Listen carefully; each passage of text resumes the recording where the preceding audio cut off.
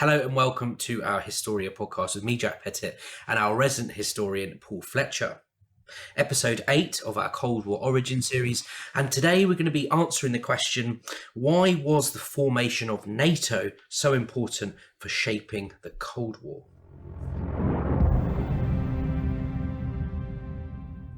Fletch, hello. Hi, Jack. Here we go again. Right, let's begin by you giving us a sense of how NATO actually comes about. Yes, so NATO, military alliance, and I think in 1945, if you'd actually said to people that there would be a Western military alliance formed in 1949, then people would have been extremely surprised. Really, it's brought about by a growing sense that the Soviet Union, with its massive army stationed in Eastern Germany, was a clear and present military danger to the West. And I think that what tipped things over the edge and made people feel as though they've got to do something about it were two events. One was the coup, the communist coup inside Czechoslovakia in February 1948. But really, the key fact, or the key cause, was the Berlin blockade. And this drove home to Western politicians that the Soviet Union was prepared to use force and in pursuit of its objectives, and therefore made many people in the West, in Western governments, feel as though they had to do something in order to react. So NATO is actually formed in April 49, which is actually before Stalin lifts the blockade. Yes, it is. Because there was a sense throughout the Berlin blockade that this could easily end up becoming a war. You know, if the Russians or the Soviets had shot down one of the planes carrying supplies in, you know, that was a possibility.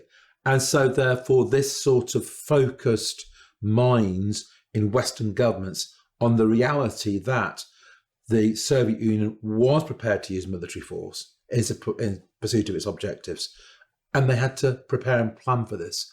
And so it's as a direct consequence of the Berlin blockade and the threat within that NATO was formed. Now, you know, let's make it absolutely clear. We're talking about something here which was revolutionary. I'll go back to that within the consequences later on, but it's something that was revolutionary.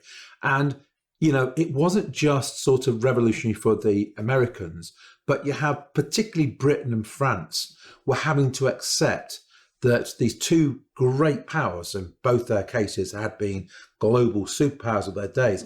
We're talking about America and Russia here. No. I'm talking about Britain and France. Those two powers, which had been global superpowers, had got to accept that they were no longer able to stand up to the Soviet Union on their own.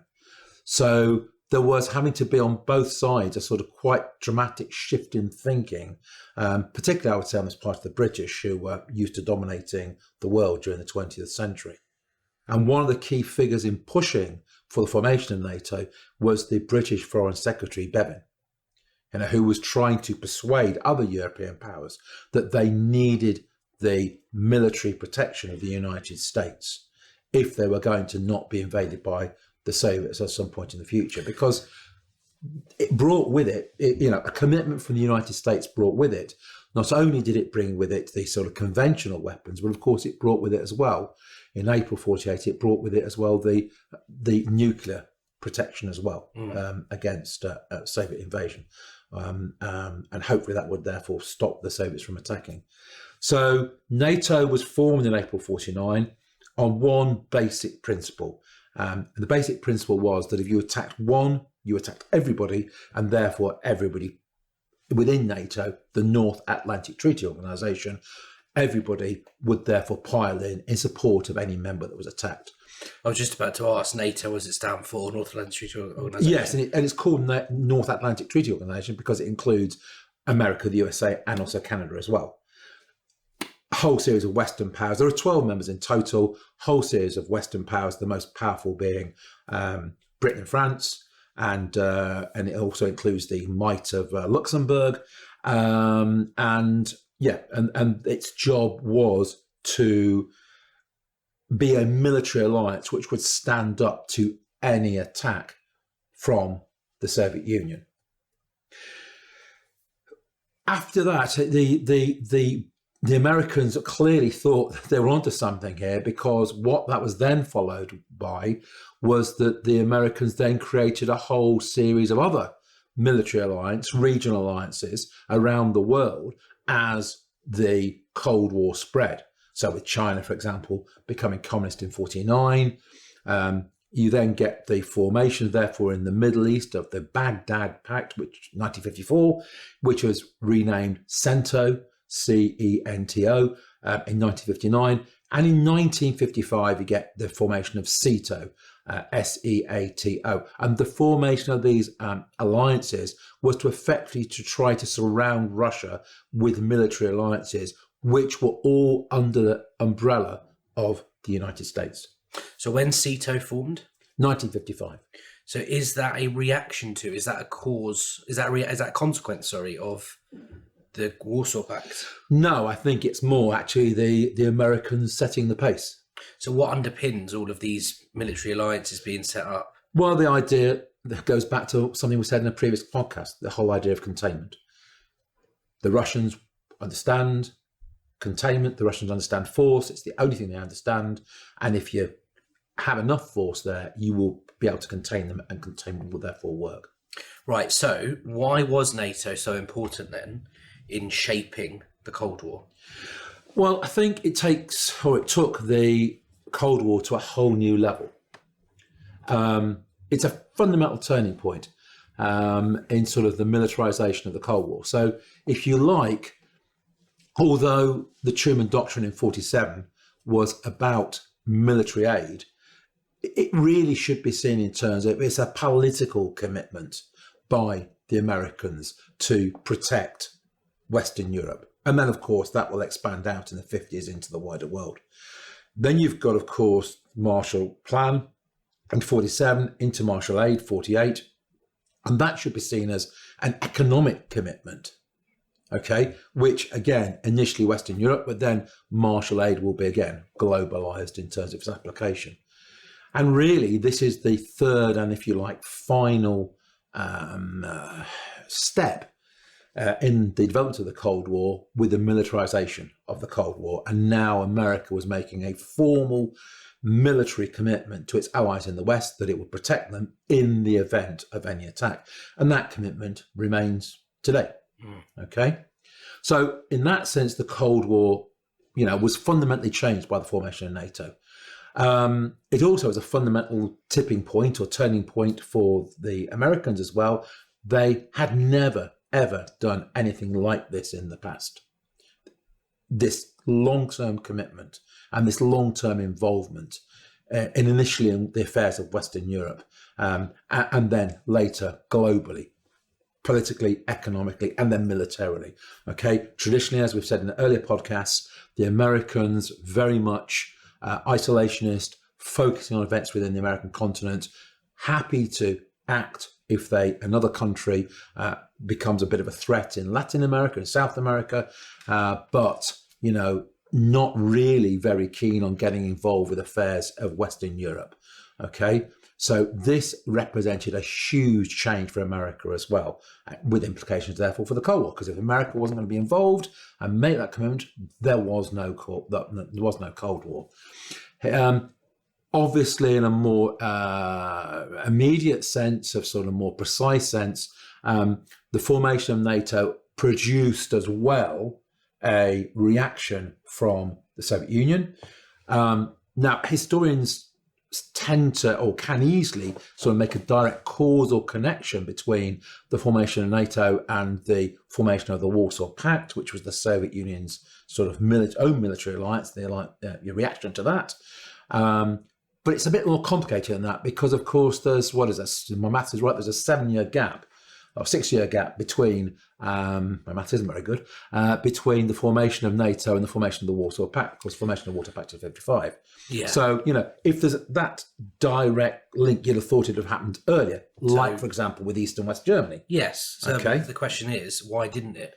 Well, we're not quite sure why Stalin didn't jump quite so quickly on that one. But what we clearly saw, and you've got to remember when Warsaw Pact was formed, Stalin by then was dead. He died in 53, but it's clearly a continuity here of Soviet policy.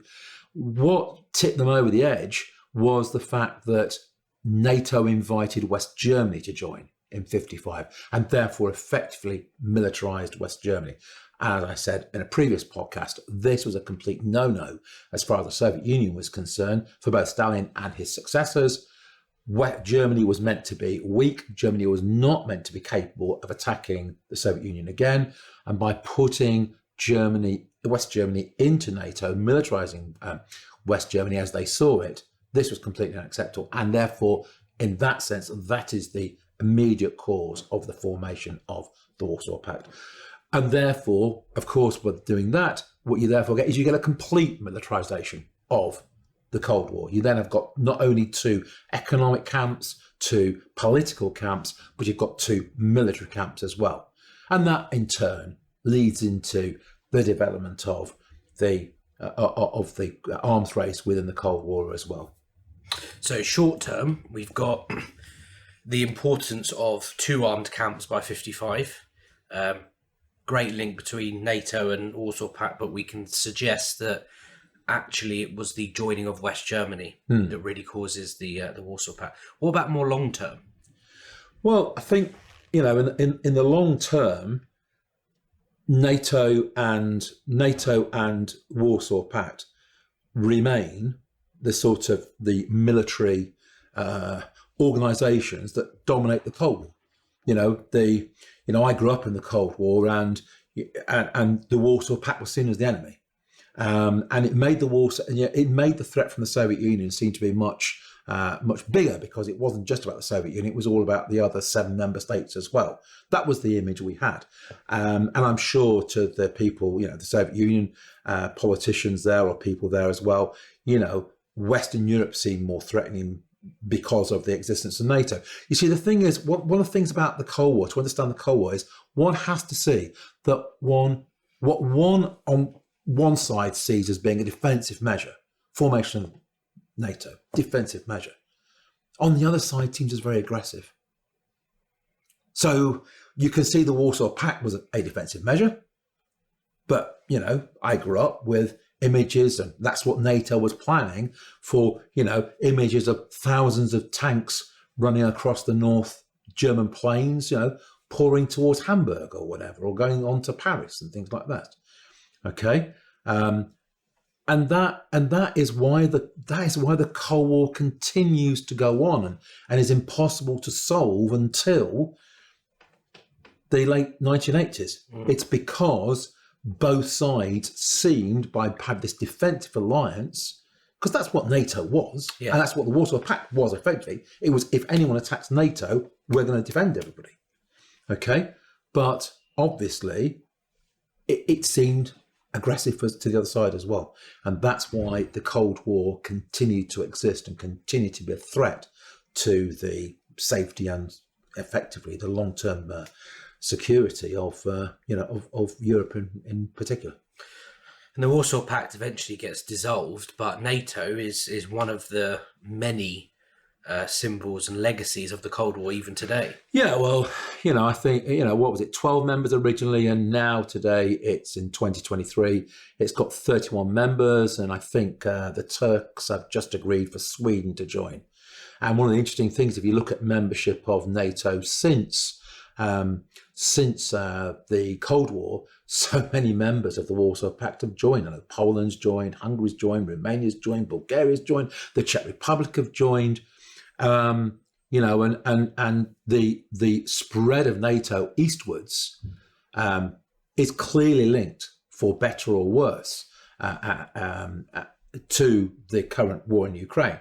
And you can see you can see, if one tries to analyse that with that sort of a moral judgment, we can see almost how what's playing out now there in Ukraine, and this Russian invasion of Ukraine is almost replicated what was going on in the Cold War. So all those countries wanting to join NATO, because of course they want the security and safety in case Russia decides to reinvade any of them, whereas Putin is arguing that NATO's right now up against the Soviet borders, NATO's a threat, etc., etc., etc. And you can completely understand why President Zelensky wants to get Ukraine inside NATO, because, of course, then if he did that and there was another war, let's say, after some sort of ceasefire, if there's another war, then he knows that in the future that would bring everybody in. He's got that safety blanket. Well, yeah, but also that huge danger as well, because, of course, if NATO means everything, everybody would have to pile in, and that would therefore be a direct conflict between the USA and Russia. Right, thank you so much. Thanks for listening. Next episode will be on to episode 9 already, and we'll be looking at the arms race from 45 to the early 60s. Thank you.